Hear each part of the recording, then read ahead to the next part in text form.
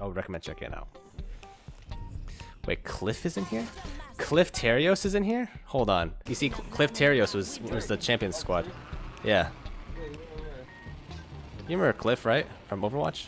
Let's destroy him. That was a long time ago. How long ago, you're asking? Well, to put it into perspective, last time that I was grinding Apex, Skulltown was still in the game. FBI, open up. The last thing I remember having been really excited about in Apex was when they added World's Edge, because that map came with a train. We were so excited, in fact, that we kind of forgot about other basic mechanics in the game. But then, radio silence. I don't really know what happened. We were having a great time. We went from goofing around in pubs to grinding the ladder all the way to Diamond, but before I knew it, my friends decided to stop playing. And as such, our team had fallen apart. After 400 hours, there was nothing keeping me in Apex. I had conquered every but the highest rank of the ladder. I had won more victory royales than I could count, and I defeated the real kAndyREW on his home turf. What else was there to achieve? Well, I've been asking myself that for the past year, and it seems like Respawn has the answer. Arenas. The Apex games are calling my name once more, presenting yet another challenge to overcome. How could I possibly resist? It's time to dust out that extended mag, find myself a brand new 301, and show these guys that I still got it. Ladies and gentlemen, welcome to the Arenas.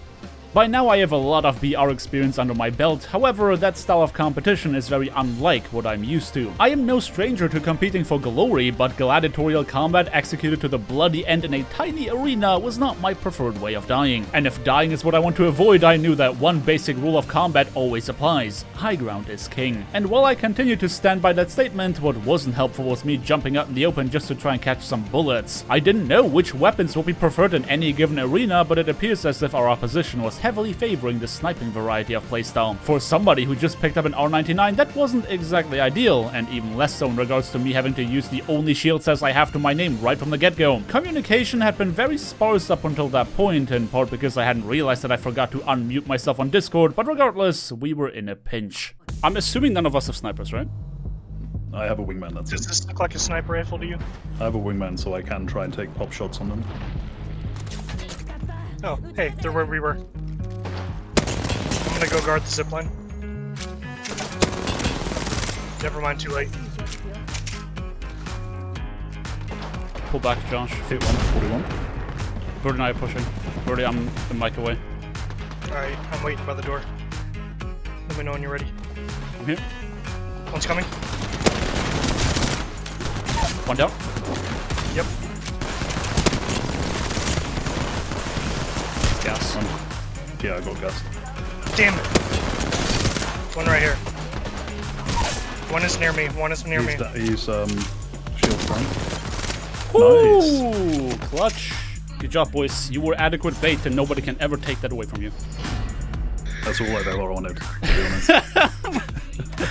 Now, I'm pretty sure that when they designed this competition, they weren't expecting their competitors to literally beat each other into a pulp with their fist, but alas, 2/3 of their team went down in response to my heavy right swing. Of course, there was only one of many rounds, and their victory came as a result of dumb luck more than skill. It appeared as though the enemies had a better idea of which weaponry makes sense to use in this arena, and I felt like we had to match that. Once the opposition figures out our playstyle, they might find out that they could simply outrange us, in which case it'd be a dang shame if we didn't have any means to combat that. As such, I suggested for all of us to pick up some long-range weaponry in an attempt of being one step ahead, but we would not be the ones to fire the first shot.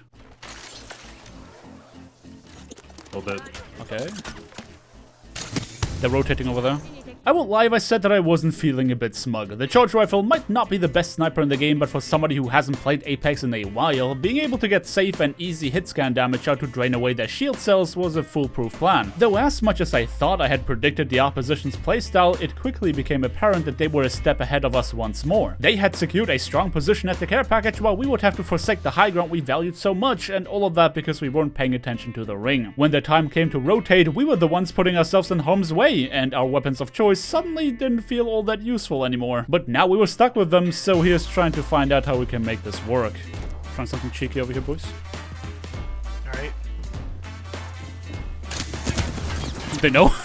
It was evident that the enemy team was expecting us. I was so focused on trying to predict what they were going to do that I completely forgot about the arena itself. The positional advantage in regards to the ring was theirs. Any attempt of engaging on them was met with immediate force, and wasn't it for Josh holding off their firing squad, I would have not been able to get back into cover. But they wouldn't give us a moment to breathe. More damage was chipping away at our resources, with Josh and I trying to get our shields back online, as once again the ring was forcing our movement in very uncomfortable ways. And the weakness of my loadout would become very apparent during this final close range engagement. One's right there, to your right, Cliff, to your right. Use devotion. One more down. Behind you, buddy, behind you. Yeah, I see him. Behind you. Josh. Down. No! He's one. Oh, He's not one, what? He was one enough. Bursted him, dude. The last fight ended in complete and utter chaos. It felt like everybody was flanking everybody else from all angles, and as it turned out, I was not the only one trying to adapt. While I was trying to meet the enemies on their turf by picking up long-range weapons, they in turn prepared for a close-range brawl, seeing as that was when they lost the first time around. Also, let's not talk about my Overwatch level callouts, whereby any damage you deal to an enemy immediately warns claiming they are 1 HP. More importantly than that, I had lost the mind games in convincing fashion, costing us that round. I'll admit that I'm no strategy expert, however, I was also not about to let that one failure get into my head. Nah, Scout's not good enough because we do get close range after a while, so it might go for something like the Hemlock or something, or I'll go for the Flatline. Let's play an angle that has the care package in sight, but not super close, because they like playing around it. Well, we can go over there then. We had a game plan once again, and what mattered more than being right was presenting it with confidence. I can't let our team's morale drop into the gutter only because of a single loss, and as such, we got into position. The enemy team was rather predictable once more. It seems like their focus always was to get to the care package, meaning we could begin the process of squeezing shield cells out of them. My longbow aim was definitely feeling a bit rusty. Let's call it suppressive fire with the occasional stray hit. A couple lucky shots would ensure that the enemy team had to sacrifice some resources. However, Josh and I were also getting hit more than we intended to, though Birdie was conspicuously missing. I need to shield up already. Yeah, same. Hold on, I got you guys batteries. Wait, what? Hey guys, I'm back. You want some batteries? Absolutely do. Here. I don't know where exactly Birdie just suddenly got these from, but hey, 2 of us were wasting resources so far in this round, and 1 of us was getting them. And I'll be so free to assume that if there's a place from which he took those, the enemy team would not get access to them. With a new batch of batteries in our inventories and our shields fully restored, we knew that the enemies had to be hurting for resources. And just like the last 2 times, they could not resist trying to go for that care package. One guy's on top of me. Yeah, one's up top. Yeah, let's rotate together. Do you have any, like, AR? Oh, This guy's solo. No. Nice one. shielding up.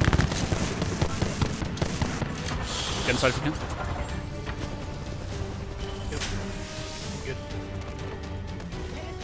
One's Still still above resing. us. Top. 70. 2 down. I'm pushing left. No armor on caustic, no armor.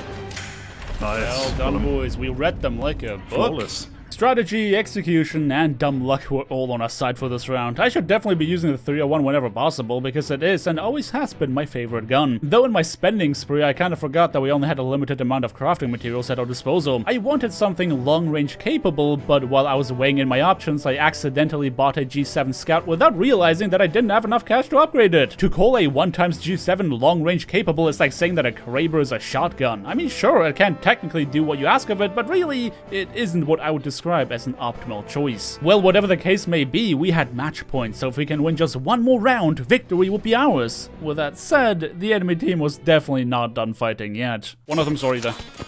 Yeah, I know. Hit him once.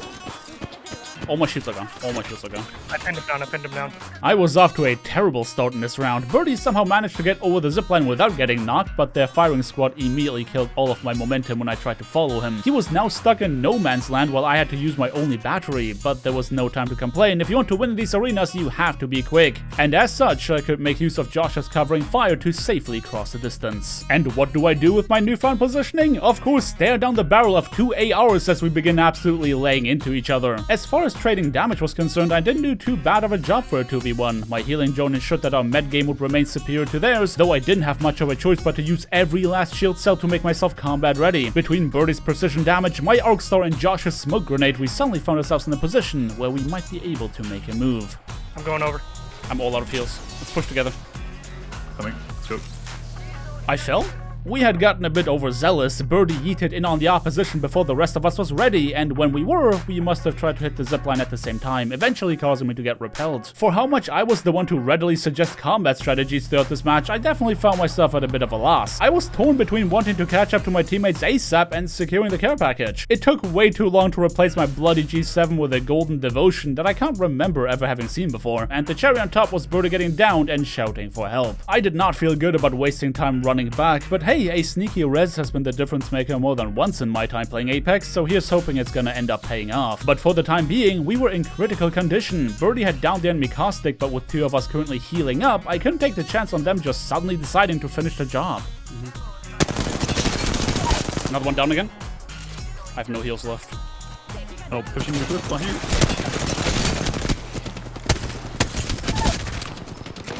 you. I'm hiding. Nice work. Okay. I can cover.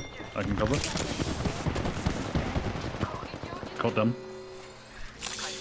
We got ring down here. Yeah, we do. Dude, good job. Wow. Rolled. Whoever just lasered that guy up top, holy crap.